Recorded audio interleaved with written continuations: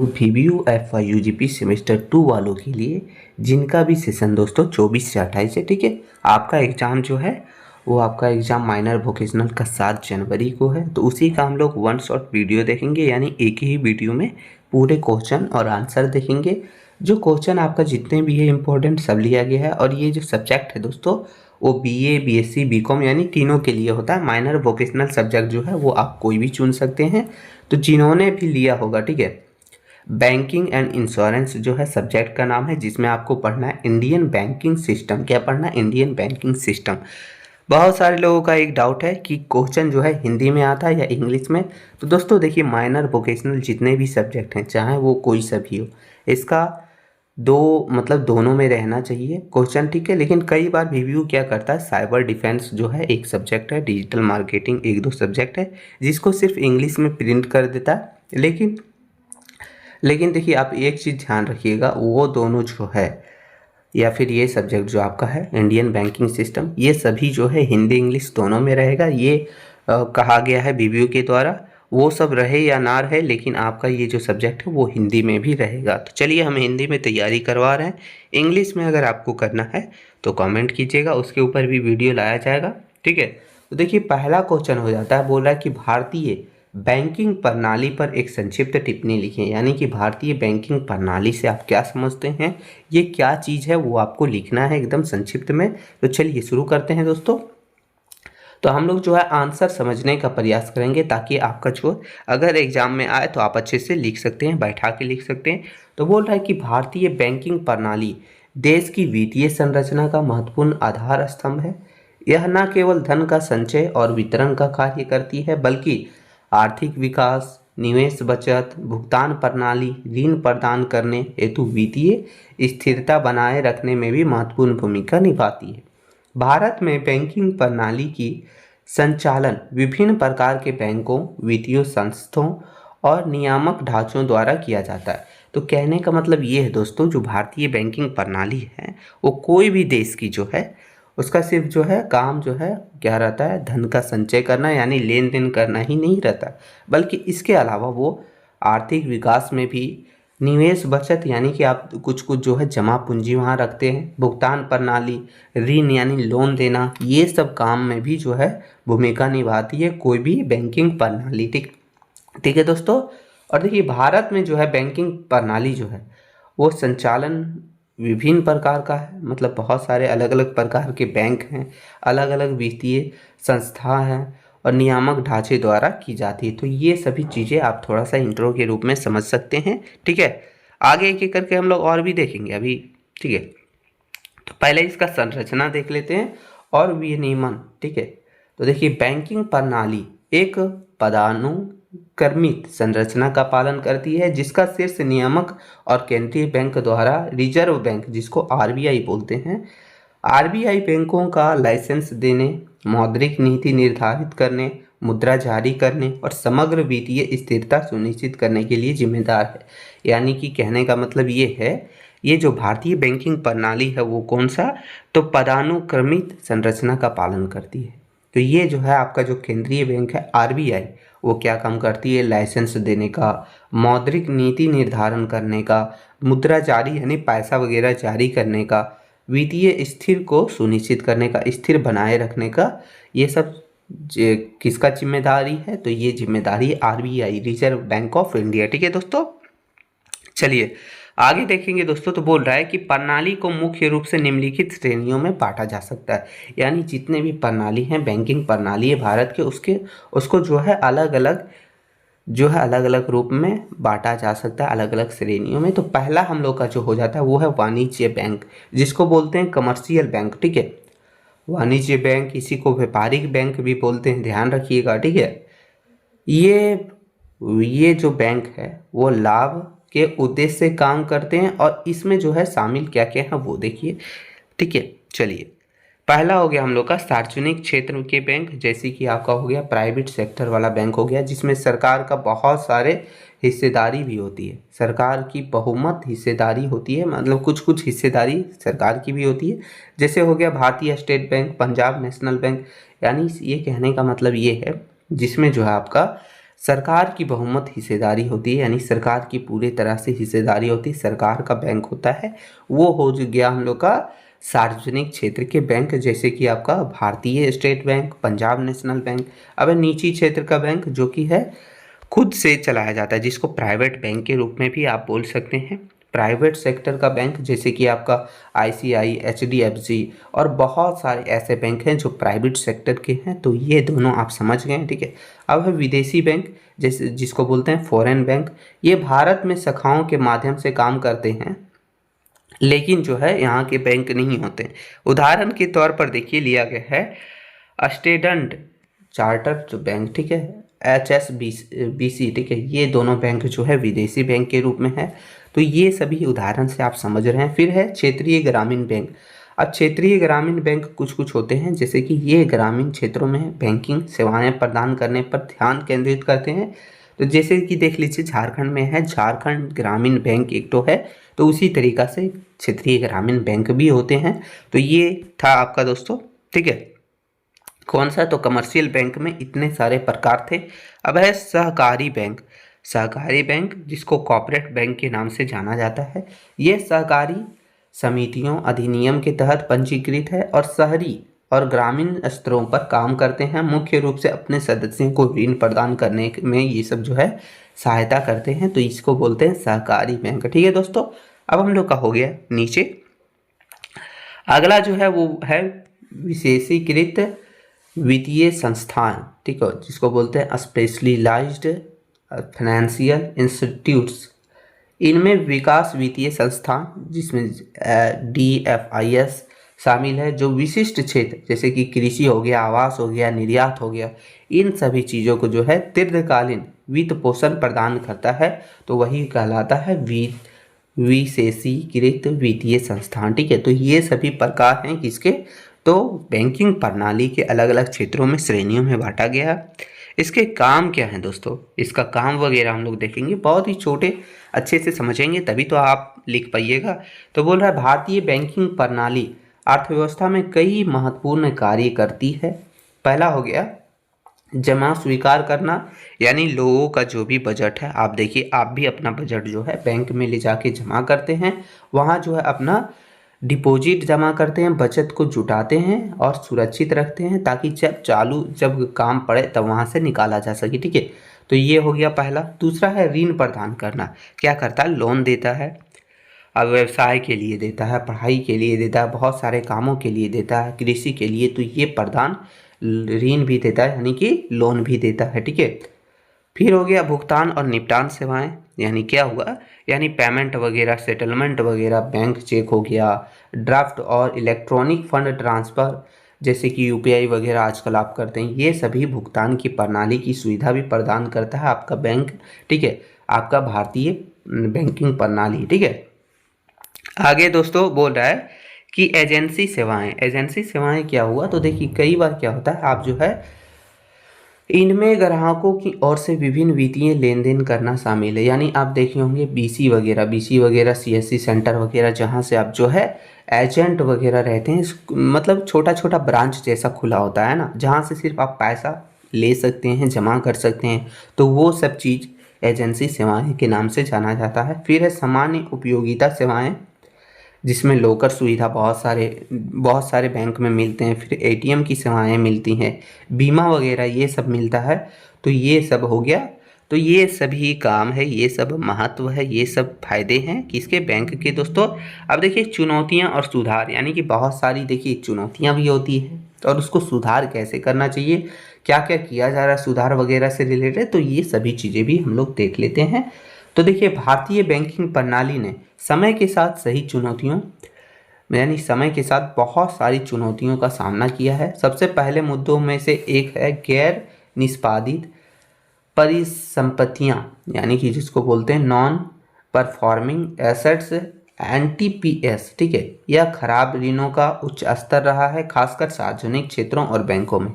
ये मतलब ये हुआ, आप समझिए, यानी किसी को लोन दिया, ठीक है, लेकिन उससे चुका नहीं पा रहा हो। तो ये सभी चीज़ें जो हैं बहुत सारा चुनौतियाँ हो सकती है, चुनौतियाँ माना जाता है। इन चुनौतियों को समाधान करने के लिए सरकार और RBI ने कई सुविधाएं की हैं, कई सुधार भी किए हैं, कई कदम भी उठाए हैं। तो पहला क्या है, तो देखिए बैंकिंग क्षेत्र में सुधार यानी बैंकिंग सेक्टर रिफॉर्म।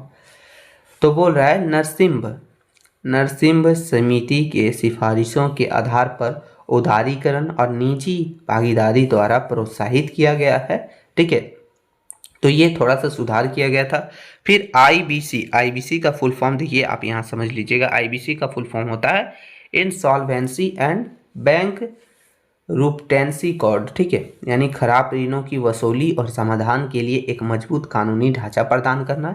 यानी जैसे ऋण दिया गया और आप जो है उसे वसूल नहीं कर पाते हैं, तो उसके समाधान के लिए एक कानूनी ढांचा बनाया गया, उसी का नाम है आईबीसी। ठीक है, फिर है पूर्ण पूंजीकरण, यानी सार्वजनिक क्षेत्र के बैंकों को वित्तीय स्थिति को मजबूत करने के लिए सरकार ने उसमें जो है अपनी पूंजी भी डाली, ताकि जो है वहाँ की वित्तीय स्थिति सुधर सके।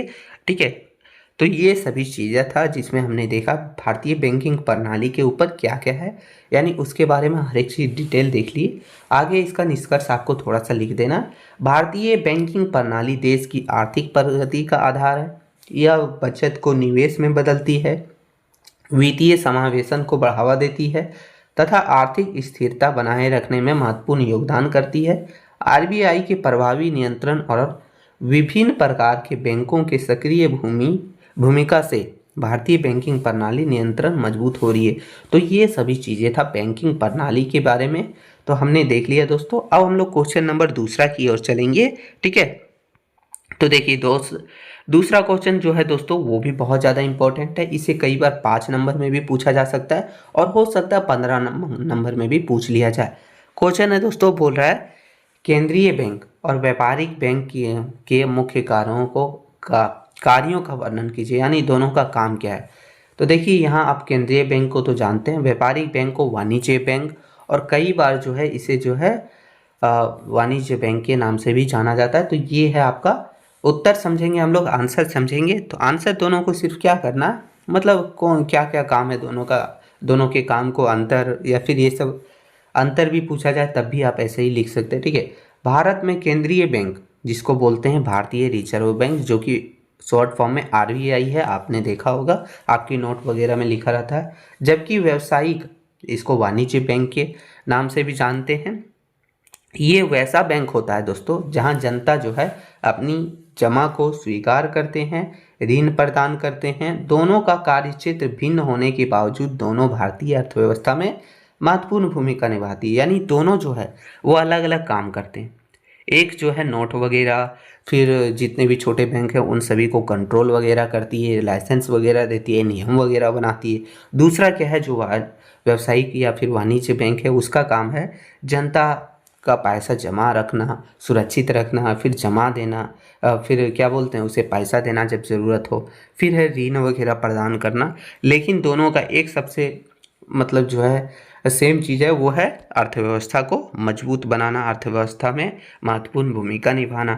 केंद्रीय बैंक देखेंगे पहले, जिसको सेंट्रल बैंक भी बोलते हैं, केंद्रीय सेंट्रल। ठीक है, भारत में केंद्रीय बैंक भारतीय रिजर्व बैंक यह देश की सर्वोच्च मौद्रिक संस्था है। यह सीधे जनता से डील नहीं करता बल्कि बैंकों और सरकार के साथ काम करता है। देखिए ये जो आरबीआई है वो सीधा जो है जनता का पैसा नहीं लेता है, या फिर जनता को ऋण वगैरह नहीं देता, उसका जमा पूंजी नहीं रखता, उसके निवेश वगैरह करने का या फिर अपना मतलब ये सब चीज़ का सुविधा नहीं देता। वो जो है बैंकों, जितने भी छोटे बैंक हैं उन सभी के साथ जो है मिलकर काम करता है, सरकार के साथ भी काम करता है। यानी सरकार और छोटे बैंकों को ये सब जितने भी बैंक वगैरह वो कंट्रोल करता है। तो चलिए इसका मुख्य काम वगैरह देख लेते हैं। तो लिखा है कि केंद्रीय बैंक के मुख्य कार्य, तो पहला हो गया हम लोग का दोस्तों, एक एक करके पॉइंट वाइज लिए हैं ताकि आपको समझ आ सके। पहला हो गया नोट छापना। नोट छापना यानी कि नोट सिक्का जो भी है उन सभी चीज़ों को जो है मतलब छापना। यह देश में नोट छापने और सिक्के के वितरण का एकमात्र अधिकार रखता है। इसका उद्देश्य मुद्रा आपूर्ति को नियंत्रित करना है। तो ये देखिए पहला इसका काम हो गया नोट वगैरह छापना, ताकि जो है मुद्रा की आपूर्ति जो है उसे नियंत्रित किया जा सके, उसे नियंत्रित रखा जा सके। ठीक है, फिर आगे जो है दूसरा दोस्तों हम लोग का वो है बैंकों का बैंकर, यानी हर एक बड़े जितने भी बैंक हैं उन सभी बैंकों का मालिक समझ सकते हैं आप इसे, या फिर कंट्रोलर। ठीक है, तो इसीलिए इसे बोलते हैं बैंकों का बैंक। तो देखिए बोल रहा है कि यह अन्य सभी बैंकों के लिए खाता धारक, ऋणदाता और संरक्षक के रूप में काम करता है। यह बैंकों को ऋण देता है और उसे जमा स्वीकार करता है और उनके नकदी भंडार को भी बनाए रखता है। यानी क्या करता है, जितने भी छोटे बैंक हैं उनके जो भी खाता धारक है, यानी जैसे आप लोग, हम लोग, ठीक है, उन सभी लोगों का, ऋणदाताओं का, इन सभी का संरक्षण के रूप में भी काम करता है। वो डायरेक्ट जो है जनता को नहीं देता, यानी बैंक को ऋण देता है, उसका जमा स्वीकार भी करता है, ठीक है, और उसको जो है नगद के रूप में जब ज़रूरत पड़े वो भी बनाए रखता है, ताकि जब ज़रूरत पड़े दे सके, ठीक है। तो ये यानी बैंक से डील करता है, डायरेक्ट जनता से डील नहीं करता है, ठीक है। आगे सरकार का बैंकर के रूप में काम करता है। तो यह केंद्र और राज्य सरकारों के लिए बैंकर, एजेंट और वित्तीय सलाहकार के रूप में काम करता है। यह सरकार के खाते रखता है, उनके लिए भुगतान करता है और ऋण प्रबंधन कराता है। यानी ये सरकार के लिए काम करता है, सरकारी कामों के लिए भी काम करता है, ठीक है।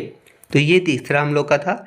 आगे चौथा देखेंगे। चौथा बोल रहा है विदेशी मुद्रा भंडार का संरक्षक भी है ये, यानी कि यह देश के विदेशी मुद्रा भंडार, जिसमें डॉलर हो गया, पाउंड वगैरह, यानी विदेश से जितने भी जो है मतलब अलग अलग तरह के वहाँ चलते हैं, जो भी वहाँ का मुद्रा है, उन सभी चीज़ों को सुरक्षित रखता है और विदेशी मुद्रा बाजार को नियंत्रित भी बनाए रखता है, ठीक है।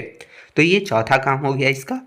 आगे जो पांचवा काम है वो है ऋण नियंत्रक, यानी क्या करता है, यह देश में मुद्रा आपूर्ति और ऋण की मात्रा को नियंत्रित करता है या ब्याज दरों को घटाकर, बढ़ाकर या अन्य उपकरण, ठीक है, का उपयोग करके महंगाई और आर्थिक विकास को भी संतुलित करता है।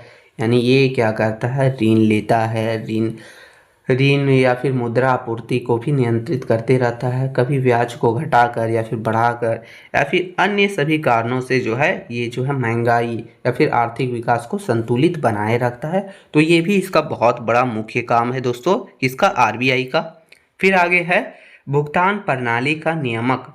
तो यह सुनिश्चित करता है कि देश में भुगतान और निपटान प्रणाली सुनिश्चित और कुशल हो। यानी जितने भी जो है भुगतान प्रणाली है, जो यूपीआई वगैरह है, एनईएफटी वगैरह है, उन सभी चीज़ों को सुरक्षित और कुशल बनाया जा सके, यानी सिक्योर वगैरह रहे, ताकि लोग जो है अपना पेमेंट वगैरह कर सके अच्छे से बिना किसी दिक्कत के। तो ये हमारा जो भी था वो सभी काम था आरबीआई का, यानी कि केंद्रीय बैंक का, सेंट्रल बैंक का। अब थोड़ा सा हम लोग देख लेंगे जो है दोस्तों, वो है व्यापारिक बैंक का काम, जिसको बोलते हैं कमर्शियल बैंक, या इसी को बोलते हैं व्यावसायिक बैंक के नाम से भी जानते हैं, ध्यान रखिएगा, ठीक है। तो चलिए देखेंगे। बोल रहा है व्यापारिक बैंक को यानी व्यापारिक बैंक वे बैंक हैं जिसमें आम जनता और व्यवसाय सीधे लेन देन करते हैं, जिसमें से आप बहुत सारे बैंक देख सकते हैं, भारतीय state bank, Punjab national bank, HDFC bank, ठीक है, आईसीसी बैंक, जितने भी बैंक हैं उसी को बोलते हैं व्यापारिक बैंक, ठीक है। वे लाभ कमाने के उद्देश्य से काम करते हैं, वो अपना लाभ कमाने के लिए काम करते हैं। इसका सब काम देखेंगे हम लोग, यानी इसे प्राइवेट बैंक के रूप में भी आप समझ सकते हैं। इसका जितने भी काम है वो देखेंगे। तो पहला काम हो गया, पहला देखिए, एक नंबर जो हम लोग का वो है जमा स्वीकार करना, यानी यह जनता के पैसे जमा के रूप में स्वीकार करता है। यानी जो भी आपका पैसा होता है वो आप जो है बैंक में जमा करते हैं, जिसमें बहुत सारे खाते होते हैं। बचत खाता के रूप में, जिसमें सेविंग अकाउंट, चालू खाता के रूप में जिसको करेंट अकाउंट के नाम से जानते हैं, और फिक्स डिपॉजिट के रूप में भी आप, यानी 3 तरह से जो है अपना पैसा जमा करते हैं और जो है बैंक स्वीकार भी करता है, ठीक है। अब आगे दूसरा है, बोल रहा है ऋण देना, यानी लोन देना, ठीक है। वे जमा किए गए धन का उपयोग व्यक्तियों और व्यवसायों को ऋण देने के लिए करते हैं और इनसे जो है ब्याज कमाते हैं। यही उसका जो है मुख्य आय का स्रोत है। यानी जो भी बैंक है वो क्या करते हैं, आपने पैसा जमा किया, उन सभी पैसों का उपयोग करके जो भी व्यक्ति को ज़रूरत है, जो भी व्यवसाय के लिए ऋण लेना चाहता है, लोन लेना चाहता है, उसे लोन देता है और उससे जो है ब्याज जो है वसूलता है, और वही ब्याज जो है उसका मुख्य आय का स्रोत के रूप में भी काम करता है, ठीक है दोस्तों। आगे है भुगतान की सुविधा। बैंक चेक वगैरह, draft, debit card, credit card, online transfer जैसी बहुत सारी सुविधाएं भी प्रदान करता है बैंक, जिससे पैसा लेन देन करना आसान हो जाता है। तो ये इसका तीसरा मुख्य काम था। आगे है एजेंसी कार्य, एजेंसी कार्य। तो बैंक अपने ग्राहकों की ओर से कई काम करते हैं, जैसे कि बिलों का भुगतान करना, बीमा प्रीमियम जमा करना और शेयर खरीदना बेचना। इन सभी काम भी जो है बैंक करते हैं, बहुत सारे बैंक करते हैं। ठीक है दोस्तों। फिर पांचवा हम लोग का है अन्य सेवा के रूप में, यानी और कौन कौन सी सेवा करते हैं। तो देखिए बैंक जो है ग्राहकों को लॉकर की सुविधा देते हैं, बहुत सारे बैंक में एटीएम सेवाएं, ट्रेवल चेक और बीमा उत्पाद जैसी अतिरिक्त सेवा भी प्रदान करते हैं। तो ये हमारा जो था व्यावसायिक बैंक या फिर व्यापारिक बैंक, जिसका ये सभी काम था। ठीक है, हम लोग को सिर्फ काम ही लिखना था तो काम ही लिखे। ठीक है, आगे इसका निष्कर्ष आप लोग देख लीजिए दोस्तों। तो निष्कर्ष है, बोल रहा है केंद्रीय बैंक संपूर्ण बैंकिंग प्रणाली पर नियंत्रण रखकर वित्तीय स्थिर बनाए रखता है, यानी नोट वगैरह सब छापता है, हमने ऊपर देखा था। ठीक है, जबकि व्यापारिक बैंक क्या करता है, जनता के बीच काम करता है, लेन देन करने का हो गया या फिर कोई भी तरह का काम हो गया, ऋण वगैरह देने का, सब काम जो है व्यापारिक बैंक या फिर व्यावसायिक बैंक करता है। ठीक है, तो दोनों मिलकर देश की आर्थिक प्रगति, निवेश, बचत एवं विकास में महत्वपूर्ण योगदान निभाते हैं। तो ये था हमारा दोस्तों केंद्रीय बैंक और व्यावसायिक बैंक का मुख्य काम, और उसका समझ लीजिए ये बहुत ही चीज़ हमने देख लिया। तो ये दूसरा क्वेश्चन हम लोग का कंप्लीट हो गया। क्वेश्चन नंबर तीसरा है, जिसमें हम लोग भारतीय स्टेट बैंक यानी एसबीआई के उद्देश्य और कामों के बारे में हम लोग समझेंगे। देखिए लिखा है कि भारतीय स्टेट बैंक के उद्देश्यों एवं कार्यों का वर्णन कीजिए। तो ये भी क्वेश्चन बहुत ज़्यादा इंपॉर्टेंट है, क्योंकि आपके सिलेबस में भी दिया गया है और आ सकता है दोस्तों। तो चलिए हम लोग करेंगे दोस्तों। तो चलिए सबसे पहले आप समझिएगा कि भारतीय स्टेट बैंक, जिसको स्टेट बैंक ऑफ इंडिया और शॉर्ट फॉर्म में जो है एसबीआई के नाम से जाना जाता है, ये जो है दोस्तों वो भारत का सबसे बड़ा सार्वजनिक क्षेत्र का बैंक है, जिसकी स्थापना कब हुई थी, ये आपको देखिए छोटा छोटा जो लिखा गया उसे ध्यान में जरूर रखना है। तो इसकी स्थापना जो है 1 जुलाई 1955 को हुई। कब हुई? 1 जुलाई 1955 को। और यह जो है देश की बैंकिंग प्रणाली का मुख्य स्तंभ है, यानी एक मुख्य बैंक के रूप में है। इसका उद्देश्य न केवल बैंकिंग सेवाएं उपलब्ध कराना है, बल्कि राष्ट्र के आर्थिक विकास में भी महत्वपूर्ण योगदान देना भी है। यानी ये जो बैंक है, जिसको स्टेट बैंक ऑफ इंडिया बोलते हैं, ये एक सार्वजनिक बैंक है या गवर्नमेंट वाला। ठीक है, इसकी स्थापना कब हुई थी? 1 जुलाई 1955 में दोस्तों। और इसका काम जो है बहुत सारा है, यानी यह जो है केवल बैंकिंग सेवाएं उपलब्ध नहीं कराता, बल्कि देश की अर्थव्यवस्था में भी जो है महत्वपूर्ण योगदान देता है। तो कैसे, ये सब चीज़ हम लोग नीचे देखेंगे। तो चलिए देखते हैं एक एक करके, डिटेल में समझेंगे। तो सबसे पहले हम लोग को उद्देश्य लिखना है, क्वेश्चन में भी दिया है, पहले उद्देश्य फिर उसका मुख्य काम वगैरह। तो चलिए देखते हैं। जो बोला भारतीय स्टेट बैंक के प्रमुख उद्देश्य निम्नलिखित हैं, जिसमें पहला हो गया ग्रामीण विकास को बढ़ावा देना। यानी एसबीआई जो है वो क्या करता है, इसका मुख्य उद्देश्य ही है ग्रामीण क्षेत्रों में बैंकिंग सेवाओं का विस्तार करना है, यानी ग्रामीण क्षेत्रों में भी अपना ब्रांच वगैरह खोलना, वहाँ विस्तार करना, सभी को इसकी सुविधाएं मिल सके। यह कृषि और छोटे उद्योगों के लिए वित्तीय सहायता प्रदान करता है, ताकि ग्रामीण अर्थव्यवस्था का विकास हो सके। क्या करता है, तो देखिए व्यवसाय के लिए, उद्योग के लिए, कृषि के लिए ऋण वगैरह देता है, छोटे छोटे वित्तीय सहायता प्रदान करता है, ताकि अर्थव्यवस्था का विकास हो सके ग्रामीण क्षेत्र में भी। ठीक है, तो ये पहला इसका मुख्य उद्देश्य के रूप में समझ सकते हैं। दूसरा उद्देश्य बोल रहा है कि आर्थिक स्थिरता को मजबूत करना, यानी यह देश की आर्थिक स्थिरता को बनाए रखने में केंद्रीय बैंक की मदद करता है। यानी क्या करता है, ये एक मुख्य और बड़ा बैंक के रूप में है, ये आर्थिक स्थिरता को मजबूत बनाए रखता है। ठीक है, आगे तीसरा है दोस्तों, बोल रहा है कि वित्तीय समावेश को बढ़ावा देना, यानी इसका उद्देश्य समाज के हर वर्ग तक बैंकिंग सेवाओं की पहुंच सुनिश्चित करना है, खासकर उन लोगों तक जो अब तक बैंकिंग प्रणाली से नहीं जुड़े हैं। यानी क्या करता है, इनका उद्देश्य जो है वो जितने भी वर्ग हैं, यानी मिडिल क्लास हो गया, लोअर मिडिल क्लास, यानी जो भी लोग हैं, ठीक है, सब तक ये जो है बैंक की सुविधाएं प्रदान करना, इसका सुनिश्चित करना, वहाँ तक पहुँच अपना करना, खासकर उन लोगों तक जो अभी तक जो है बैंकिंग प्रणाली से जुड़े भी नहीं हैं, उन लोगों से भी जुड़ना है, उनको सेवाएं देना है, उनकी जो है काम करना है। तो ये इनका उद्देश्य है। आगे दोस्तों, कॉर्पोरेट क्षेत्र का समर्थन, यानी यह कॉर्पोरेट क्षेत्र को भी कई वित्तीय सेवाएं प्रदान करता है, जैसे कि कार्यशील पूंजी ऋण, प्रोजेक्ट फाइनेंस और अन्य ऋण सुविधाएं, यानी लोन वगैरह देने का काम करता है। ठीक है, तो ये था। फिर आगे उद्देश्य जो है इसका वो है अंतर्राष्ट्रीय पहुंच, तो देखिए एसबीआई दुनिया भर के विभिन्न देशों में अपनी शाखाओं के माध्यम से अंतर्राष्ट्रीय बैंकिंग सेवाएं प्रदान करता है, जिसमें भारतीय व्यवसायों को वैश्विक बाजार में मदद मिलती है। क्या करता है ये जो है अंतर्राष्ट्रीय स्तर पर भी काम करता है। बहुत सारी शाखाएं जो है अंतर्राष्ट्रीय से बैंकिंग सेवाएं प्रदान भी करती है। तो ये है दोस्तों। आगे दोस्तों बोल रहा है आधुनिक और डिजिटल बैंकिंग को बढ़ावा देना। एसबीआई लगातार अपनी सेवाओं को आधुनिक बनाने और डिजिटल समाधानों को अपनाने पर ध्यान केंद्रित करता है। इसका उद्देश्य ग्राहकों को सुविधाजनक और कुशल बैंकिंग अनुभव कराना है। यानी ये जो है जैसे जैसे जो है आधुनिकता बढ़ती जा रही है, मॉडर्नलाइज होते जा रहा है, ये भी जो है अपना डिजिटल बैंकिंग वगैरह का सुविधा जो है धीरे धीरे बढ़ाते जा रहा है, ताकि जितने भी ग्राहक हैं उनके उसको सुविधाजनक और कुशल बैंकिंग का अनुभव प्रदान हो सके। ठीक है, तो ये इसका काम है। तो ये सभी उद्देश्य था। अब हम लोग इसके मुख्य कार्य को देखेंगे, यानी भारतीय स्टेट बैंक जिसको एसबीआई बोलते हैं, स्टेट बैंक ऑफ इंडिया, इसका मुख्य काम क्या है, क्या क्या काम है, तो ये हमने नेक्स्ट अगले वीडियो में भी देखा था, तो हम इसे थोड़ा सा जल्दी में निपट लेते हैं। पहला हो गया जमा स्वीकार करना, यानी बचत खाता जिसको सेविंग अकाउंट के रूप में जानते हैं, यह व्यक्तियों को बचत करने के लिए प्रोत्साहित करता है और अपना जमा राशि पर ब्याज देता है। यानी जो भी आप जमा कीजिएगा, आप जैसे जमा करते हैं उसमें ब्याज भी देता है और जमा करने के लिए प्रोत्साहित करता है, ये जमा स्वीकार भी करता है दोस्तों, है ना। दूसरा जो अकाउंट हो गया वो है चालू खाता, जिसे आप जो है करेंट अकाउंट के भी नाम से जानते हैं, बहुत सारे लोगों का होगा।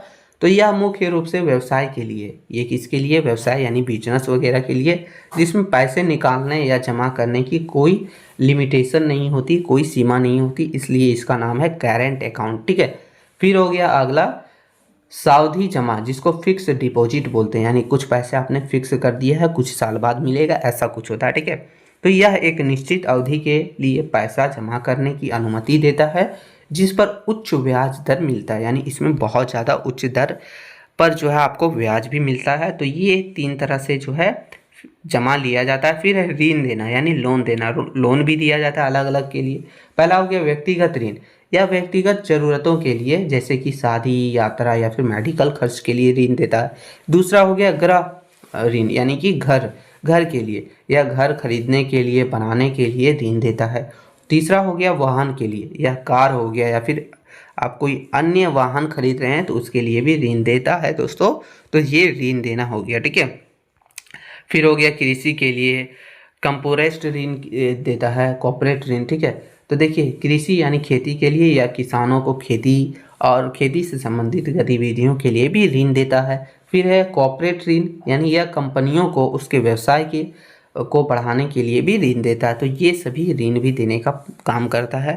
फिर तीसरा इसका काम जो है दोस्तों वो क्या है, भुगतान और निपटान सेवाएं, यानी एनईएफटी, आरटीजीएस, आईएमपीएस और यूपीआई जैसे डिजिटल सेवाओं के तरीके से जो है डिजिटल भुगतान के तरीक़ों से ग्राहकों को आसानी से पैसे ट्रांसफ़र करने निकालने की सुविधाएं भी ये प्रदान करता है। ठीक है, फिर डेबिट कार्ड, क्रेडिट कार्ड वगैरह के माध्यम से भी ये जो है बहुत सारी सेवाएं प्रदान करता है, जिसमें कि डेबिट कार्ड और क्रेडिट कार्ड विभिन्न प्रकार के, यानी अलग अलग प्रकार के प्रदान करता है, जिसमें जो है ग्राहक आसानी से भुगतान कर सकते हैं और अपना जो है बैंक वगैरह दौड़ने का या फिर जाने आने का समय बचा सकते हैं।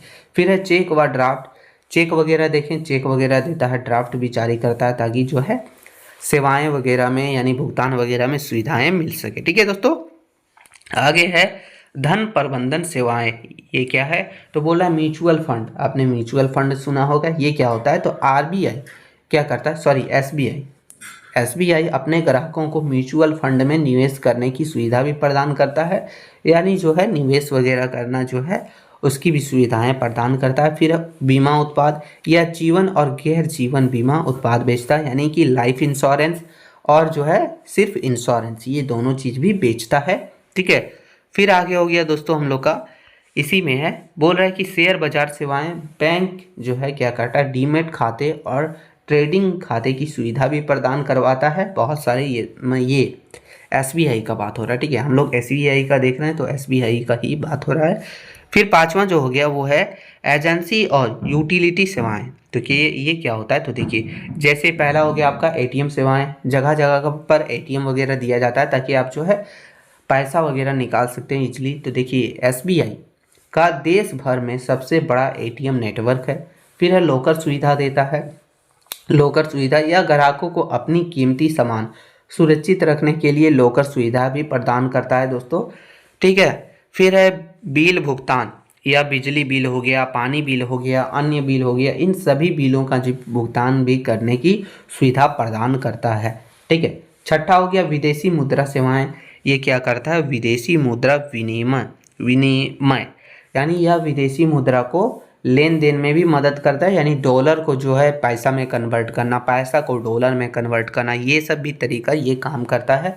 फिर है अंतर्राष्ट्रीय व्यापार भी, यह अंतर्राष्ट्रीय व्यापार से जुड़ी वित्तीय सेवाएं भी प्रदान करता है। तो ये सभी इसका मुख्य काम था किसका, तो एसबीआई, जिसको बोलते हैं स्टेट बैंक ऑफ इंडिया, ठीक है, भारतीय स्टेट बैंक, ठीक है। इसका निष्कर्ष देख लेते हैं थोड़ा सा दोस्तों, आपको निष्कर्ष लिख देना है ताकि अच्छा मार्क्स मिले। बोल रहा है भारतीय स्टेट बैंक देश की बैंकिंग प्रणाली का सबसे बड़ा और सबसे विश्वसनीय बैंक है। यह इसका उद्देश्य जो है सामाजिक, आर्थिक और राष्ट्रीय विकास से जुड़ा हुआ है, जो हमने ऊपर देखे थे, ठीक है। अपने व्यापक नेटवर्क, विविध सेवाएं और आधुनिक तकनीकों के माध्यम से एसबीआई भारत के समग्र आर्थिक विकास में महत्वपूर्ण योगदान देता आ रहा है और देता भी है, ठीक है। तो ये था हमारा स्टेट बैंक ऑफ इंडिया के बारे में। इसका जो भी पूछे, आपको काम पूछे, उद्देश्य पूछे, या फिर विशेषता, या फिर जो भी पूछे, टिप्पणी उपनी जो भी लिखने बोले, आपको ये पूरा लिख देना है। बस ऐसे ही लिख दीजिएगा, आपको टोटल 15 में से 15 मार्क्स मिल जाएंगे, ठीक है। अब क्वेश्चन नंबर चौथा देखेंगे दोस्तों, ये मोस्ट इंपॉर्टेंट क्वेश्चन में से है, आपको ध्यान रखना है, वो पूछा जा सकता है, ठीक है। तो ये आपका बोल रहा है बैंकिंग विनिमयन अधिनियम जो है आपका, जो 1949 ईस्वी पर लागू हुआ गया था, ठीक है। तो इसके ऊपर संक्षिप्त टिप्पणी लिखना है कि आखिर ये क्या चीज़ है, ये क्यों जो है नियम लागू किया गया था। इन सभी चीज़ों को इस वीडियो में, मतलब इस क्वेश्चन में हम लोग देखेंगे। तो आंसर है, बोल रहा है बैंकिंग विनिमयन अधिनियम जो कि 1949 में लागू हुआ था। भारत में बैंकिंग गतिविधियों को नियंत्रित करने वाला अत्यंत महत्वपूर्ण कानून है ये दोस्तों। इसका उद्देश्य देश की बैंकिंग प्रणाली को सुरक्षित, व्यवस्थित, पारदर्शी और विश्वसनीय बनाना है।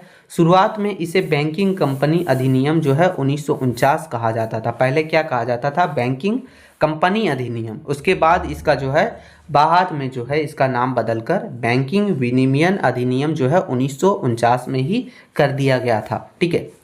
तो ये सभी इसकी कहानी है, यानी कहने का मतलब ये है, जितने भी बैंकिंग सेवाएं हैं उन सभी गतिविधियों को नियंत्रित करने में ये बहुत बड़ी भूमिका निभाता है, उसी का कानून है ये। इसका मुख्य उद्देश्य दोस्तों बैंकिंग प्रणाली को सुरक्षित यानी सिक्योर करना, व्यवस्थित रूप से और विश्वसनीय बनाना, ठीक है, ताकि लोग जो है अपना जो है बिना डरे हर एक चीज़ अपना जमा पूंजी वगैरह कर सके, ये सब चीज़ें, ठीक है। तो इसको शुरुआत में क्या कहा जाता था, बैंकिंग कंपनी अधिनियम के नाम से जाना जाता था। बाद में इसे जो है बैंकिंग विनिमयन अधिनियम के नाम कर दिया गया। तो ये सभी कहानी है। अब इसका देखते हैं उद्देश्य के बारे में दोस्तों। तो बोल रहा है बैंकिंग विनिमयन अधिनियम 1949 के उद्देश्य के बारे में। तो पहला हो गया जमाकर्ताओं के हितों की रक्षा। इसका मुख्य उद्देश्य यह सुनिश्चित करता है कि बैंकों का संचालन सुरक्षित तरीके से हो ताकि जमाकर्ताओं का पैसा सुरक्षित रहे।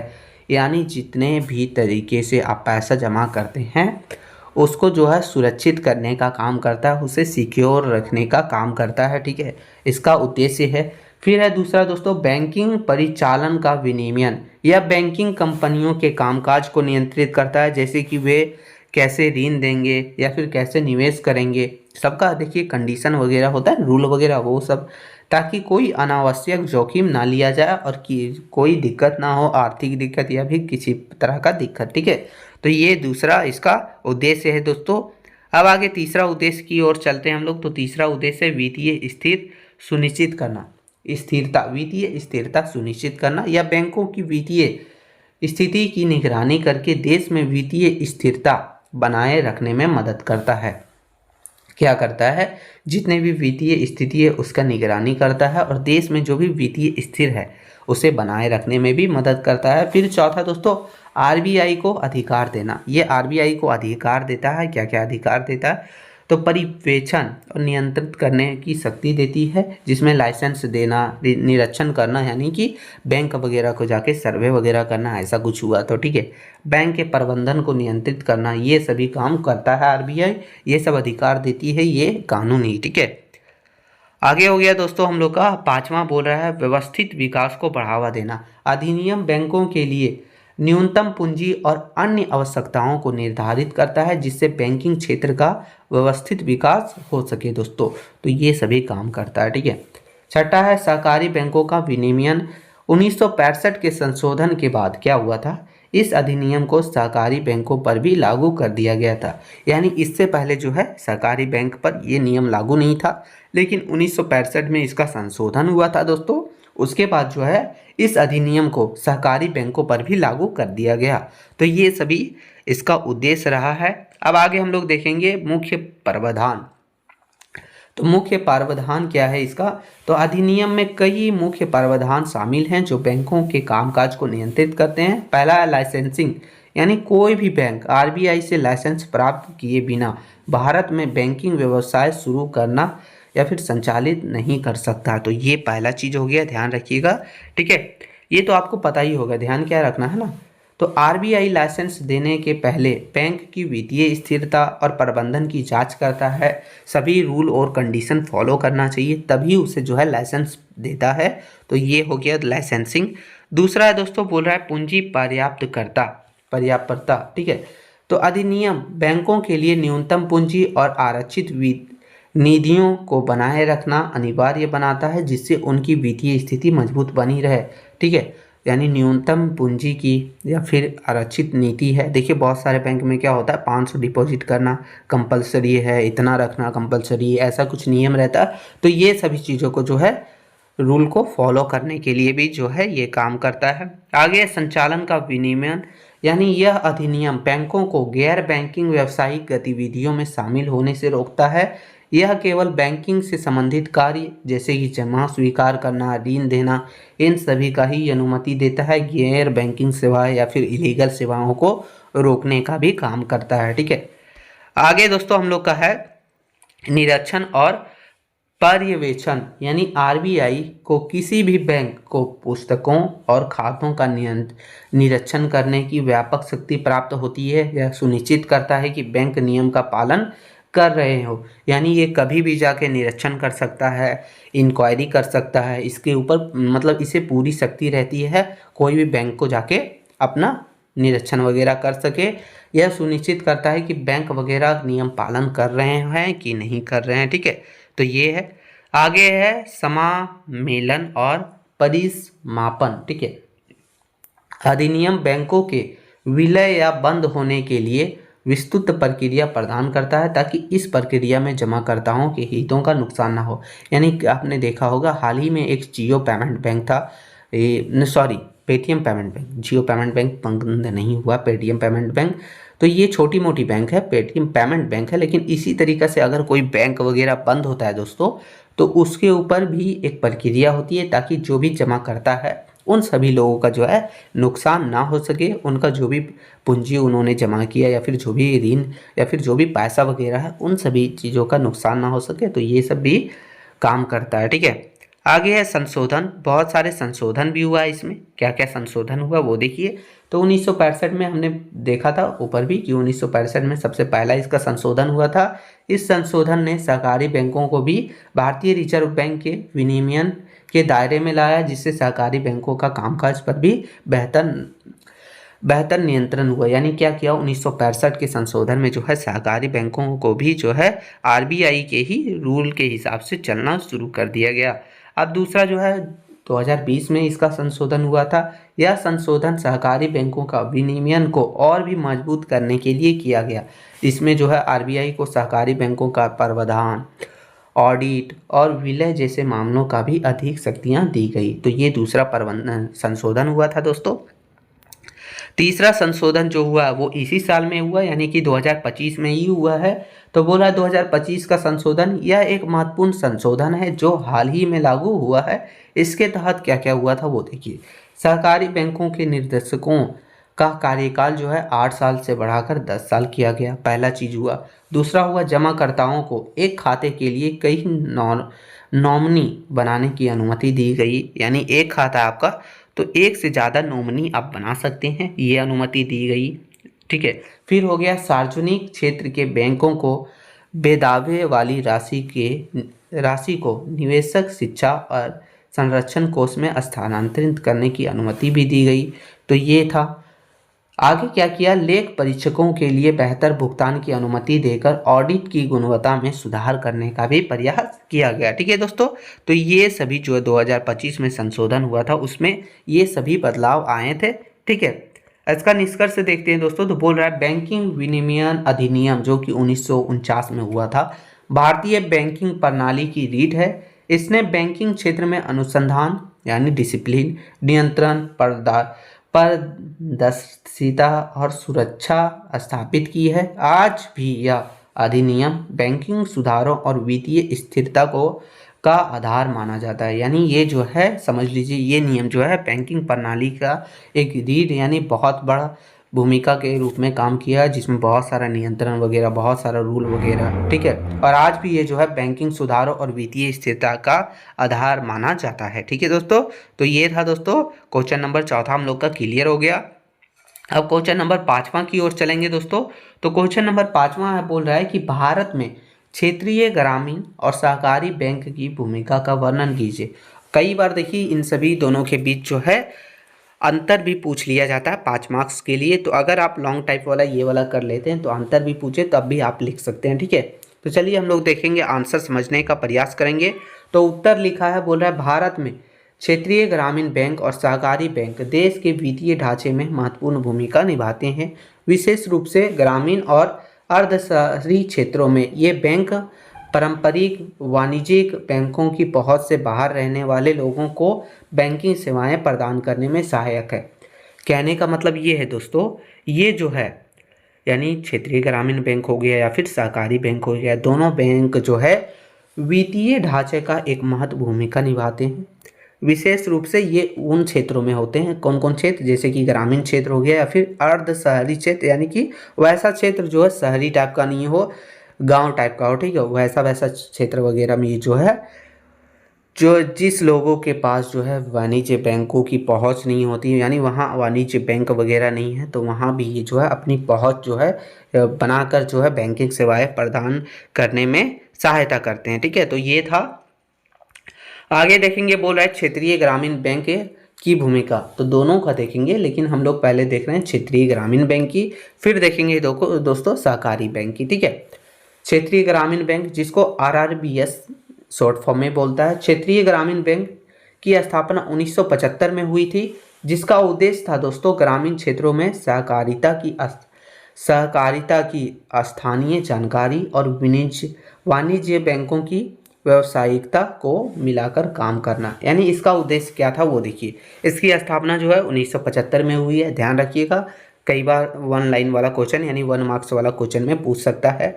इसका जो उद्देश्य था वो ग्रामीण क्षेत्र जो है वहाँ के सहकारिता की स्थापना की जानकारी और वाणिज्य बैंकों की व्यावसायिकता दोनों को मिलाकर काम करना इसका उद्देश्य था। ठीक है, तो चलिए अब देखते हैं इसका मुख्य भूमिकाएं और कार्य के बारे में, यानी इसकी मुख्य भूमिकाएं क्या कर रही है और इसका काम क्या है, तो वो दोनों चीज़ देखते हैं। तो पहला हो गया ग्रामीण क्षेत्रों में ऋण की उपलब्धता, यानी क्षेत्रीय ग्रामीण बैंक जो है उसका मुख्य उद्देश्य है ग्रामीण क्षेत्र में छोटे और सीमांत किसान, कृषि मजदूर, कारीगर हो गए या फिर छोटे मोटे जो भी काम करने वाले हैं, ठीक है, उन सभी लोगों को ऋण प्रदान करना। वे कृषि और ग्रामीण विकास के लिए वित्त पोषण का एक महत्वपूर्ण स्रोत है। यानी ये जो है बहुत बड़ी भूमिका निभाते हैं ऋण वगैरह देके ग्रामीण क्षेत्रों में व्यवसाय वगैरह, कृषि वगैरह, मजदूर वगैरह को। ठीक है, फिर आगे दोस्तों वित्तीय समावेशन, यानी ये बैंक ग्रामीण आबादी को बैंकिंग प्रणाली से जोड़ते हैं। यानी ग्रामीण आबादी यानी कि ग्रामीण के लोग जो है बैंकिंग की सुविधाएं नहीं ले सकते, उन लोगों को भी जो है बैंकिंग प्रणाली से जोड़ते हैं। वे बचत खाता खोलते हैं, फिक्स डिपॉजिट जैसी बुनियादी बैंकिंग सुविधाएं प्रदान करने में भी काम करते हैं, जिससे ग्रामीण बचत को भी बढ़ावा मिल सके और वो लोग भी जो है अपना विकास कर सके। ठीक है, तो ये इसका दूसरा मुख्य उद्देश्य या फिर इस भूमिका या फिर कार्य समझ सकते हैं। सहकारी सरकारी योजनाओं का क्रियान्वयन यानी कहीं क्या होता है, क्षेत्रीय ग्रामीण बैंक जो है दोस्तों, उसका जो है राज्य सरकार द्वारा जो भी कोई योजना वगैरह गरीबी उन्मूलन या फिर ग्रामीण विकास योजना वगैरह, जैसे मनरेगा हो गया, प्रधानमंत्री जनधन योजना या फिर कृषि ऋण वगैरह का माफ़ी योजना, इन सभी जो भी योजनाएं हैं उन सभी योजनाओं में भी जो है ये बहुत बड़ी भूमिका निभाता है। ठीक है, तो ये था दोस्तों। आगे दोस्तों स्थानीय स्तर पर काम। ठीक है, स्थानीय स्तर पर काम यानी ये बैंक क्या करता है, एक विशिष्ट भौगोलिक क्षेत्र में काम करता है, यानी स्थानीय या फिर क्षेत्रीय तक ही काम करता है, ये ज़्यादा बड़ा नहीं है। ठीक है, और स्थानीय आवश्यकताओं और समस्याओं को बेहतर ढंग से समझते हैं, जिससे वे लक्षित और प्रभावी सेवाएं प्रदान कर पाते हैं। तो ये इसका काम है दोस्तों, स्थानीय स्तर पर करता है इसलिए बेहतर ढंग से कर पाता है। ठीक है, आगे है सहकारी बैंक की भूमिका। हमने देख लिया दोस्तों किसका, तो हमने देखा ग्रामीण बैंक। ठीक है, अब देखते हैं सहकारी बैंक के बारे में। तो सहकारी बैंक जो है जिसको सहकारिता के सिद्धांत पर काम करते हैं, यानी कि सभी के लिए एक के लिए नहीं। ठीक है, तो इसको बोलते हैं सहकारिता। ठीक है, इस सिद्धांत पर काम करते हैं। वे अपने सदस्यों को स्वामित्व और नियंत्रण में होते हैं, अपने सदस्यों के स्वामित्व और नियंत्रण में ही अपना काम करते हैं सहकारी बैंक। इसकी भूमिकाएं और इसका काम देखेंगे। तो पहला हो गया सहकारी ऋण संरचना। सहकारी बैंक भारत में एक महत्वपूर्ण ऋण वितरण संरचना का हिस्सा है। यह मुख्य रूप से ग्रामीण क्षेत्रों में अल्पकालिक और दीर्घकालिक ऋण प्रदान करता है, यानी टेम्पोररी ऋण, और जो है लंबे समय के लिए ऋण प्रदान करता है। ठीक है, अल्पकालिक यानी छोटे समय के लिए, दीर्घकालिक यानी लंबे समय के लिए भी ऋण प्रदान करता है सहकारी बैंक। ठीक है, आगे दोस्तों बोल रहा है कृषि वित्त पोषण, यानी ये कृषि क्षेत्र के लिए वित्त पोषण का सबसे बड़ा स्रोत में से एक है, जो किसान को बीज हो गया, खाद हो गया, उपकरण हो गया खरीदने और अन्य कृषि खर्चों के लिए भी ऋण प्रदान करता है। यानी कृषि वगैरह से रिलेटेड किसानों के लिए भी जो है ऋण प्रदान करने के लिए ये बहुत बड़ा भूमिका निभाता है। फिर है दोस्तों शहरी क्षेत्रों में भी इसकी सेवाएं हैं कई जगह। तो शहरी सहकारी बैंक जो कि छोटे व्यवसाय हो गया, वेतन भोगियों और मध्यम आय के वर्गों के लिए भी बैंकिंग सेवाएं प्रदान करता है, जो अक्सर बड़े वाणिज्य बैंक से ऋण प्राप्त करने में कठिनाइयां महसूस करते हैं। यानी वैसे लोग जो है व्यवसाय, छोटे मोटे व्यवसाय करते हैं, या फिर जो है माध्यम वर्ग के लोग हैं जिसको बोलते हैं मिडिल क्लास वगैरह। ठीक है, तो उन लोगों के लिए भी जो है बैंकिंग सेवाएं प्रदान करता है, और उन लोगों के लिए जो अक्सर जो है बड़े व्यवसायिक बैंकों से ऋण प्राप्त करने में कठिनाइयां महसूस करते हैं, उन लोगों के लिए भी जो है ये सेवाएं प्रदान करता है। ठीक है दोस्तों, अब है दोस्तों आगे बोल रहा है निचले स्तर तक पहुंच। ये बैंक अपने स्थानीय ज्ञान और समुदाय आधारित दृष्टिकोण के कारण दूर दराज के क्षेत्र तक पहुंचने में सक्षम है। ठीक है, अब है दोस्तों वित्तीय शिक्षा और जागरूकता। सहकारी बैंक अपने सदस्यों के बीच वित्तीय साक्षरता और बचत की आदतों को बढ़ावा देने में मदद करता है, ताकि जो है ग्रामीण वर्ग के लोग, स्थानीय वर्ग के लोग, ठीक है, नॉर्मल लोगों को भी जो है इनकी इनकी फ़ायदा मिल सके और इनसे जो है वो भी अपने विकास को बढ़ावा दे सके, आर्थिक स्थिति सुधार सके। ठीक है, अब इसका निष्कर्ष देख लेते हैं। देखिए यहाँ दो क्वेश्चन बन रहा है, अगर इन दोनों के काम वगैरह से रिलेटेड भी पूछा जाए तब भी आपको लिख देना, दोनों का अंतर भी पूछा जाए तब भी आप ये आंसर लिख सकते हैं। ठीक है, तो निष्कर्ष में हमने लिखा है कि सहकारी बैंक और क्षेत्रीय ग्रामीण बैंक दोनों ही भारत के ग्रामीण विकास के आधार स्तंभ हैं। सहकारी बैंक सामूहिकता और सहयोगी के सिद्धांत पर काम करते हैं, जबकि जो है ग्रामीण बैंक जो है वो संस्थागत रूप से ग्रामीण जनता की वित्तीय आवश्यकताओं को पूरा करते हैं। दोनों मिलकर ग्रामीण अर्थव्यवस्था को मजबूत बनाने में बहुत बड़ी योगदान या भी भूमिका निभाते हैं। ठीक है, तो ये हमारा क्वेश्चन नंबर 5वां था, जो हमने अच्छे ढंग से समझने का प्रयास किया। क्वेश्चन नंबर छठा है दोस्तों, वो बहुत इंपॉर्टेंट मान सकते हैं आप इसे, और ये आने की चांसेस भी है, आपके सिलेबस में भी है। तो क्वेश्चन है, भारतीय रिजर्व बैंक की साख नियंत्रण प्रणाली की विवेचना कीजिए। यानी अपने साख नियंत्रण प्रणाली को कैसे काम करता है, इसके ऊपर हम लोग डिटेल से देखेंगे। तो चलिए देखते हैं, आंसर समझते हैं। बोल रहा है भारतीय रिजर्व बैंक, जिसको आरबीआई बोलते हैं, अर्थव्यवस्था में मुद्रा आपूर्ति और ऋण की प्रवाह को प्रबंधित करने के लिए साख नियंत्रण प्रणाली का उपयोग करता है। क्या करता है, देखिए, मुद्रा की आपूर्ति हो गया, फिर ऋण की प्रवाह को प्रबंधित करने के लिए, ठीक है, कंट्रोल करने के लिए अपना जो है साख नियंत्रण प्रणाली का उपयोग करता है। यह प्रणाली मौद्रिक नीति का एक महत्वपूर्ण हिस्सा है। इसका उद्देश्य मूल्य स्थिरता बनाए रखना और आर्थिक विकास को बढ़ावा देना है। आरबीआई दो मुख्य प्रकार के साधनों के माध्यम से साख को नियंत्रित करता है। कौन कौन से साधन है, तो पहला हो गया मात्रात्मक, जिसको बोलते हैं क्वांटिटिव, ठीक है, और दूसरा हो गया गुणात्मक, क्वालिटेटिव, ठीक है। तो ये दो उपाय के कारण जो मतलब उपाय के तरीके से जो है साख नियंत्रण करता है कौन, तो आरबीआई, ठीक है, यानी रिजर्व बैंक ऑफ इंडिया। तो पहला देखेंगे हम लोग मात्रात्मक उपाय।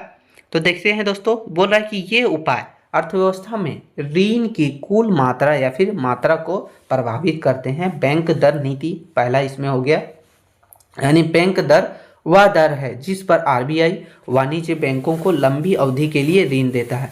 यानी क्या करता है, कुछ पैसा जो है लंबी अवधि के लिए ऋण के रूप में देता है वाणिज्य बैंकों के लिए, तो वो जो है बैंक दर कहलाता है, ठीक है, बैंक दर ही है वो जिसके।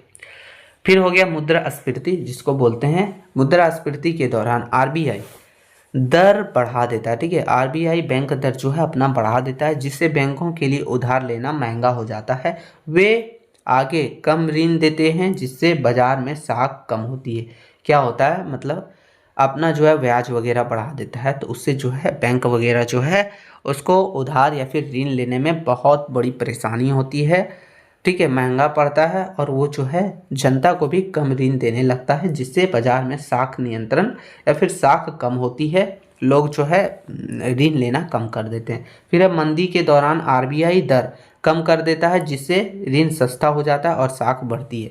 यानी क्या हो गया, और जैसे ही कोई मंदी वगैरह या फिर कोई आर्थिक संकट आ जाती है, तो क्या करता है आरबीआई दर को कम कर देता है, ऋण को कम कर देता है थोड़ा सा, ताकि जो है लोग अपना ऋण वगैरह ले सकते हैं, ऋण सस्ता हो जाता है और साख बढ़ जाती है, ठीक है, ठीक है। तो ये था।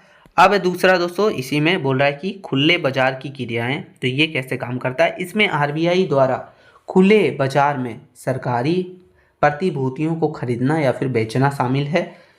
फिर आगे दोस्तों, जब आरबीआई प्रतिभूतियां बेचता है तो यह बैंकों से नकदी निकाल लेता है, जिससे उनकी ऋण देने की क्षमता कम हो जाती है, ठीक है दोस्तों। आगे है दोस्तों, इसी में बोल रहा है कि जब आरबीआई प्रतिभूतियां खरीदता है तो बैंकों में नकदी डालता है, जिससे ऋण की क्षमता बढ़ती है, ठीक है, ऋण की क्षमता बढ़ती है। तो ये था दोस्तों।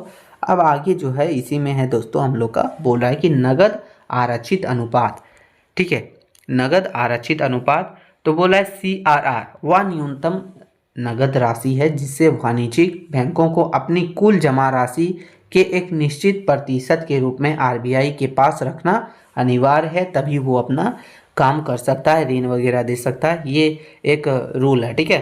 फिर है, जब आरबीआई सीआरआर बढ़ाता है तो बैंकों के पास ऋण देने के लिए कम पैसे बचता है, जिससे साख नियंत्रण होता है, ठीक है। यानी जब भी बैंक जो है, यानी जब भी आरबीआई जो सेंट्रल बैंक है वो सीआरआर बढ़ा देता है, तो बैंक के पास जो है ऋण देने के लिए पैसा कम बचता है, और जिससे जो है साख नियंत्रण होता है, उससे जो है कंट्रोल किया जा सकता है, नियंत्रण किया जा सकता है। फिर है वैधानिक तरलता अनुपात, जिसको बोलते हैं एसएलआर, वह न्यूनतम प्रतिशत है जिसे बैंक को नकदी या फिर सोना या फिर अन्य अनुमोदित प्रतिभूतियों के रूप में अपने पास रखना होता है, ठीक है। फिर है, सीआरआर की तरह एसएलआर में वृद्धि बैंकों की ऋण देने की क्षमता को कम देता है। यानी एसएलआर भी जब बढ़ा दिया जाता है तब जो है ऋण वगैरह की देने की क्षमता जो है घट जाती है बैंकों की। तो ये है दोस्तों। आगे है रेपो और रिवर्स रेपो दर। रेपो दर वह दर है जिसमें जो भी बैंक है, ठीक है, यानी जिस पर बैंक आरबीआई से अल्पकालिक नीति उधार देता है तो उसे रेपो दर कहते हैं। रिवर्स रेपो दर वह होता है जिस पर जो है आरबीआई बैंकों से अतिरिक्त नकदी उधार लेता है, तब इसे बोलते हैं रिवर्स रेपो दर। इन दरों को बदलकर आरबीआई बाजार में तरलता को नियंत्रित करता है, यानी उसे जो है नियंत्रित बनाए रखता है। ठीक है, तो ये था दोस्तों। आगे देखिए, इसकी हमने देख लिया मात्रात्मक उपाय। अब देखते हैं गुणात्मक उपाय क्या क्या है। तो ये उपाय ऋण की कुल मात्रा को प्रभावित नहीं करते हैं, बल्कि अर्थव्यवस्था के विशिष्ट क्षेत्रों या उद्देश्यों के लिए ऋण के प्रवाह और दिशाओं को नियंत्रित करते हैं। ठीक है, चलिए एक एक करके देखेंगे। साख की राशनिंग, ठीक है, साख की राशनिंग यानी कि आरबीआई क्या करता है, अर्थव्यवस्था के विशिष्ट क्षेत्रों के लिए दिए जाने वाला ऋण की अधिकतम राशि या सीमा निर्धारित करता है। यानी क्या करता है, बहुत सारे ऐसे भी क्षेत्र हैं जिसमें जो है बहुत सारा ऋण वगैरह दिया जाता है, अधिकतम ऋण दिया जाता है, तो उन सभी पर जो है ब्याज कभी ज़्यादा कर देगा, ब्याज कभी कम कर देगा। इन सभी चीज़ों से जो है साख नियंत्रण करना मतलब पॉसिबल हो पाता है। ठीक है, साख नियंत्रण किया जा सकता है। फिर है नैतिक अनुनय, यानी आरबीआई बैंकों को सलाह, अनुरोध या फिर दबाव के माध्यम से एक निश्चित तरीके से काम करने के लिए मनाता है, बिना उन्हें कानूनी रूप से बाध्य किए हुए। तो ये सलाह वगैरह, अनुरोध वगैरह, रिक्वेस्ट वगैरह किए बिना करता है। ठीक है, तो ये है दोस्तों। आगे है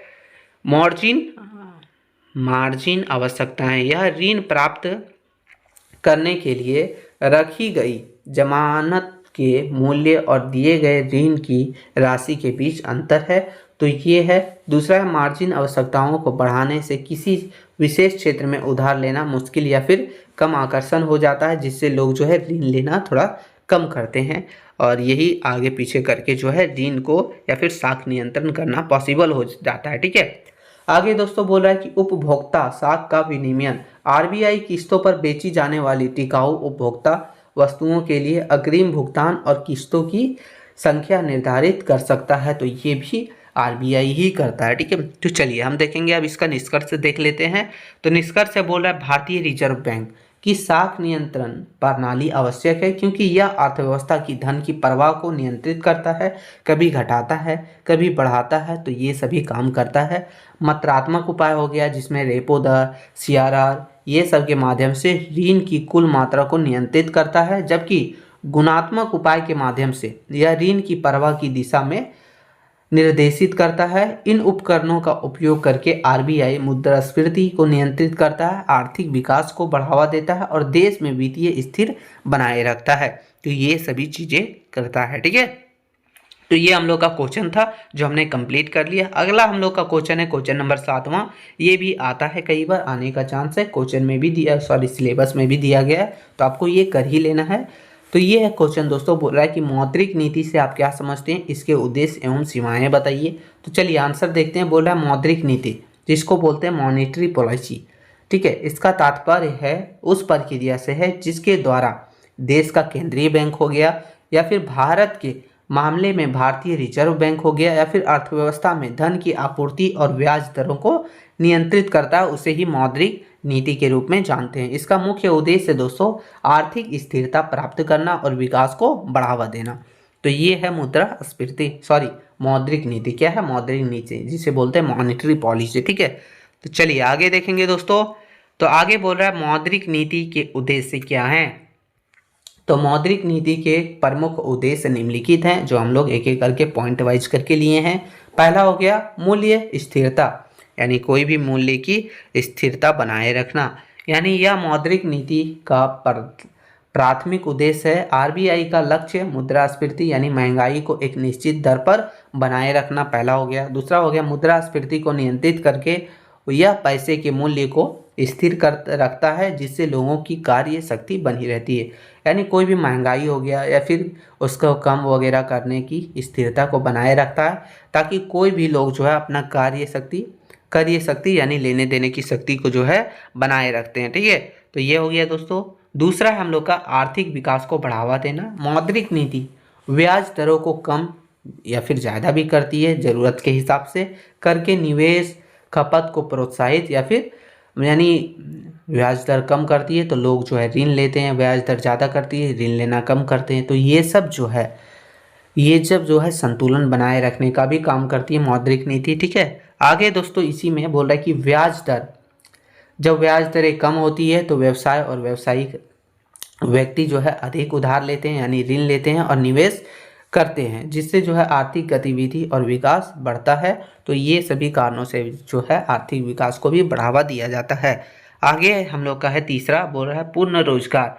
हालांकि यह सीधे तौर पर रोजगार पैदा नहीं करता, लेकिन आर्थिक विकास को बढ़ावा देकर और निवेश के लिए अनुकूल माहौल बनाकर मौद्रिक नीति अप्रत्यक्ष रूप से रोजगार सृजन में भी मदद करता है। यानी क्या करता है, ये डायरेक्ट रोजगार नहीं देता, डायरेक्ट जो है आपको कोई रोजगार पैदा नहीं करता, लेकिन ये क्या करता है, आर्थिक विकास को अगर बढ़ावा दे रहा है तो इसके लिए निवेश के लिए अनुकूल माहौल भी बनाकर मौद्रिक नीति जो है इनडायरेक्ट रूप से रोजगार सृजन में भी मदद करता है, ठीक है। तो ये था तीसरा। आगे हम लोग का चौथा है दोस्तों, वो बोल रहा है विनिमय दर की स्थिरता। यह विदेशी मुद्रा बाजार में रुपयों के मूल्यों में बड़े उतार चढ़ाव को नियंत्रित करने का भी प्रयास करता है, जिससे अंतर्राष्ट्रीय व्यापार और निवेश को भी बढ़ावा मिलता है, ठीक है। तो ये था दोस्तों हम लोग का चौथा। अब पांचवा जो है वो है भुगतान संतुलन बनाए रखना। यानी मौद्रिक नीति के उपकरण जो कि आयात है या फिर निर्यात है, इन सभी को प्रभावित करके देश की भुगतान संतुलन को प्रबंधित करने में भी ये मदद करता है। तो ये था दोस्तों, यानी कहने का मतलब ये है जो मौद्रिक नीति है उसका जो उपकरण है आयात हो गया, निर्यात हो गया, इन सभी दोनों पर भी जो है प्रभावित करके देश की भुगतान संतुलन को भी ये बनाए रखने में मदद करता है, ठीक है। अब इसकी सीमाएं देखेंगे हम लोग, यानी कि मौद्रिक नीति की सीमाएं यानी लिमिटेशन।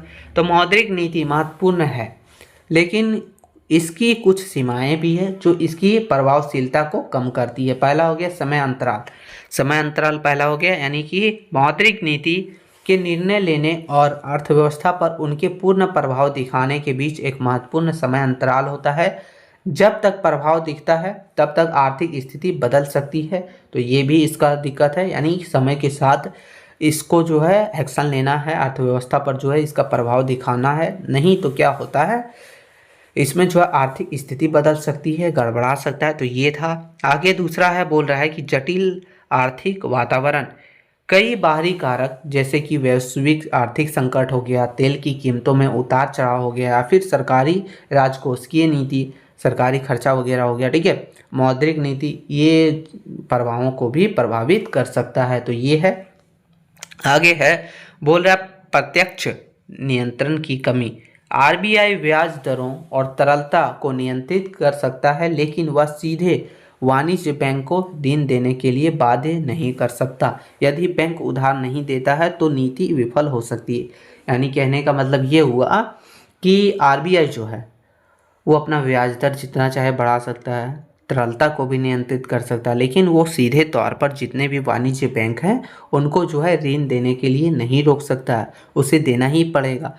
अगर बैंक जो है उधार नहीं दे रहा है तब उसके ऊपर जो है कुछ कार्रवाई की जा सकती है, उसकी नीति विफल हो सकती है, तब कुछ किया जा सकता है, लेकिन वो जो है सीधे तौर पर ऋण देने के लिए नहीं रोक सकता है, बाध्य नहीं कर सकता है।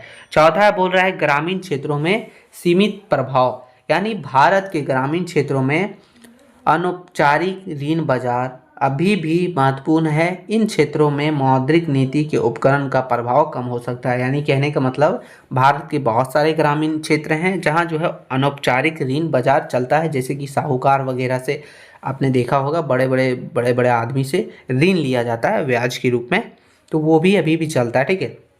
इसलिए जो है इन क्षेत्रों में मौद्रिक नीति का उपकरण का प्रभाव कम हो सकता है। तो ये था। आगे पांचवा है दोस्तों, बोल रहा है जनता की उम्मीद। अगर लोग उम्मीद करते हैं कि महंगाई बढ़ने वाली है तो उसके अनुसार व्यवसाय करते हैं, जिससे नीति के प्रयास विफल हो सकते हैं। तो ये सभी इसके लिमिटेशन थे, सीमाएं थी किसका, तो मौद्रिक नीति का। अब इसका निष्कर्ष थोड़ा सा हम लोग देख लेते हैं दोस्तों। निष्कर्ष बोल रहा है कि मौद्रिक नीति भारतीय रिजर्व बैंक का एक बहुत बड़ा उपकरण है, महत्वपूर्ण उपकरण है, जिसके द्वारा धन की आपूर्ति, ब्याज दरों को नियंत्रित करता है। इसकी मुख्य उद्देश्य कीमतों को स्थिर रखना और आर्थिक विकास को बढ़ावा देना है। हालांकि समय के अंतराल और बाहरी कारकों जैसी सीमाओं के कारण इसकी प्रभावशीलता कुछ हद तक प्रभावित हो सकती है, कुल मिलाकर यह वित्तीय स्थिरता सुनिश्चित करने और देश के समग्र आर्थिक विकास को बढ़ावा देने के लिए आवश्यक है। तो ये है मौद्रिक नीति, जो कि भारतीय रिजर्व बैंक का ही एक मुख्य उपकरण है। ये जो है ब्याज दर हो गया, आपूर्ति वगैरह हो गया, इन सभी चीज़ों को नियंत्रित करने में काम करती है। ठीक है, तो ये सभी काम था। मौद्रिक नीति के बारे में हमने अच्छे से देख लिया। अब क्वेश्चन नंबर 8वां जो हम लोग का दोस्तों, वो बहुत ज़्यादा इंपॉर्टेंट क्वेश्चन है और आपके एग्जाम में आने का चांस भी बहुत ज़्यादा है, तो आपको ये कर ही लेना है। इसको भी आप जो है VVI मान सकते हैं। बोल रहा है कि भारत का आर्थिक विकास में बैंकों की भूमिका का वर्णन कीजिए। यानी भारत का जो आर्थिक विकास होता है उसमें बैंक की क्या भूमिका रहती है, तो ये आपको लिखना है, ये आपको बताना है।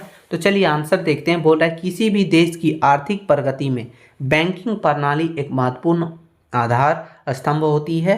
भारत में बैंक न केवल वित्तीय लेन देन का साधन है, बल्कि वे बचत को निवेश में बदलकर उत्पादन, व्यापार, उद्योग और कृषि को गति करते हुए व्यापक आर्थिक विकास में भी केंद्रीय भूमिका निभाता है। यानी कहने का मतलब ये हो गया दोस्तों, किसी भी देश का क्यों ना हो, ये भारत हो या फिर किसी भी देश का, ठीक है, वहाँ का जो है बैंकिंग प्रणाली एक बहुत बड़ी भूमिका निभाता है आर्थिक उतार चढ़ाव में, ठीक है, आर्थिक विकास में। भारत में भी जो है बैंक ना केवल वित्तीय लेन देन यानी जमा लेना निकालना ये काम सिर्फ नहीं करता, बल्कि उसी के साथ साथ बचत को निवेश के रूप में भी बदलता है।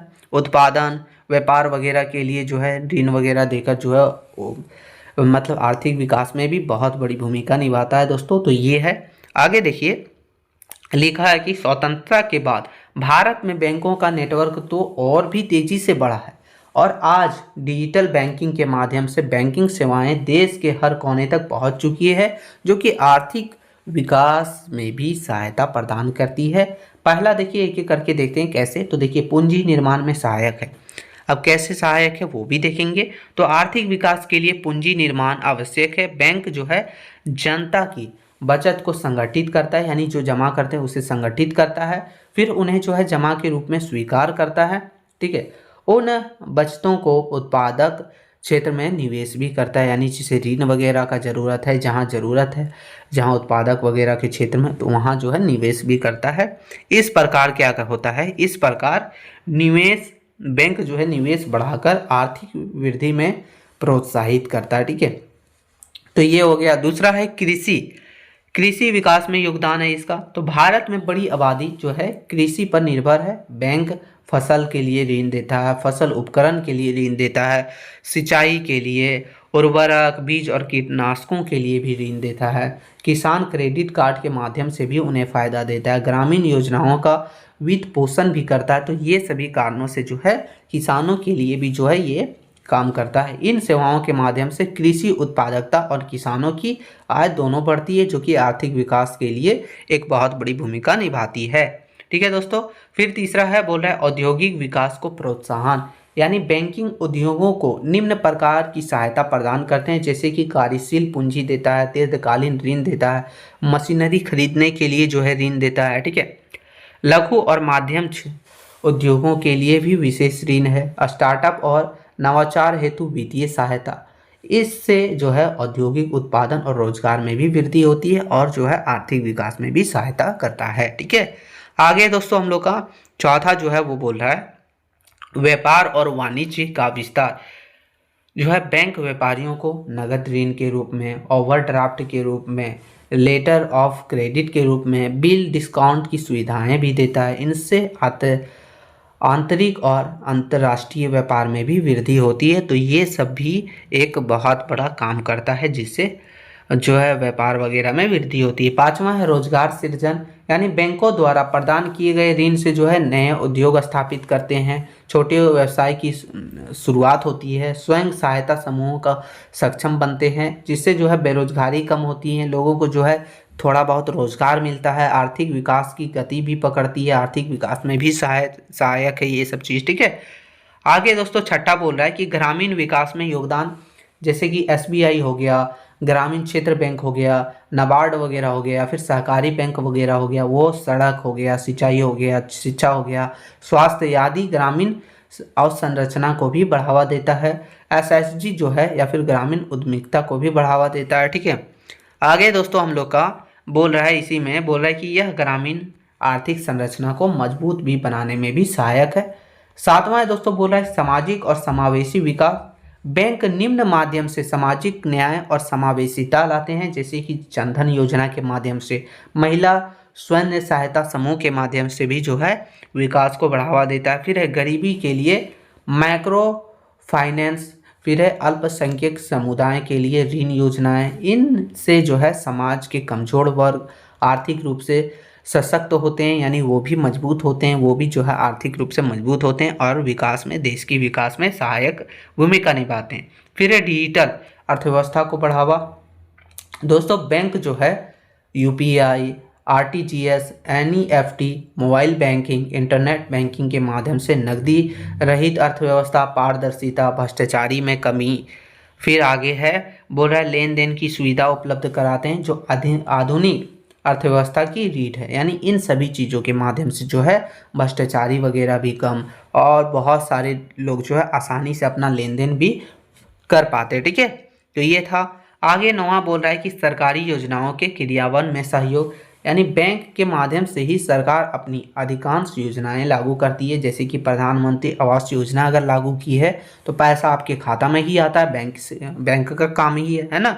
फिर आगे दोस्तों बोल रहा है मुद्रा लोन, अगर आप लोन ले रहे हैं तो उसमें भी बैंक का बहुत बड़ी भूमिका, बैंक में ही लोन देगा, सीधा तो हाथ में नहीं देगा। फिर है किसान सम्मान निधि, उसमें भी बैंक का, पेंशन योजना, आर्थिक सहायता कार्यक्रम, इन सभी के माध्यम से भी जो है वो काम करता है। इससे जो है योजनाओं का लाभ सीधे जनता तक पहुंच पाता है और जो है भ्रष्टाचारी वगैरह, धोखेधारी वगैरह कम होती है, आर्थिक विकास को भी बढ़ावा मिलता है। अब इसका निष्कर्ष देख लेते हैं दोस्तों। निष्कर्ष आपको देखना जरूरी है, निष्कर्ष लिखना भी चाहिए। बोला भारत के आर्थिक विकास में बैंकों की भूमिका अत्यंत महत्वपूर्ण है। बैंक पूंजी निर्माण, उद्योग, कृषि, व्यापार, रोजगार, ग्रामीण विकास और डिजिटल अर्थव्यवस्था तक सभी क्षेत्रों में सक्रिय योगदान करते हैं। यानी इन सभी क्षेत्रों में जो है वो बहुत बड़ी भूमिका निभाते हैं। कौन? बैंक। ठीक है, तो एक मजबूत बैंकिंग प्रणाली के बिना किसी भी देश का तेज आर्थिक विकास संभव नहीं है। कहने का मतलब ये है कि कोई भी एक मजबूत बैंकिंग प्रणाली ना हो तो कोई भी देश क्यों ना हो, उसका आर्थिक विकास संभव नहीं हो पाता है। ठीक है, इसीलिए इस प्रकार जो है भारत को, या फिर कोई भी बैंक जो है, इस प्रकार बैंक भारत की आर्थिक प्रगति की रीढ़ की हड्डी है। ठीक है, ये कहने का मतलब है बहुत बड़ा आधार है, इसके बिना संभव नहीं है, तो ये कहने का मतलब है। तो ये हमने सिर्फ 8 ही क्वेश्चन लिया है जो आपके एग्जाम के लिए बहुत ज़्यादा इंपॉर्टेंट है। और अगर आप ये 8 एग्जाम कर लेते हैं तब हम आशा करते हैं कि आपका जो 4 क्वेश्चन जो अटेंड करना रहता है 7 में से, वो चारों आपका इसी से आ जाएगा। और अगर आप ये कर लेते हैं, इसमें जो है इसी से आपका 5 नंबर वाला भी बन जाएगा, 15 नंबर वाला भी बन जाएगा, और ये बहुत सारे जो है जो पॉइंट वगैरह या फिर डेट वगैरह दिए गए हैं वो सब ध्यान रखिएगा, तो 1 नंबर वाला भी बन जाएगा। ठीक है, तो ये आपके लिए बहुत ज़्यादा इंपॉर्टेंट है। थोड़ा भी हेल्पफुल लगा तो एक छोटा सा लाइक जरूर कीजिएगा, क्योंकि बहुत ज़्यादा मेहनत लगता है। मिलते नई वीडियो में, तब तक के लिए जय हिंद मित्रों।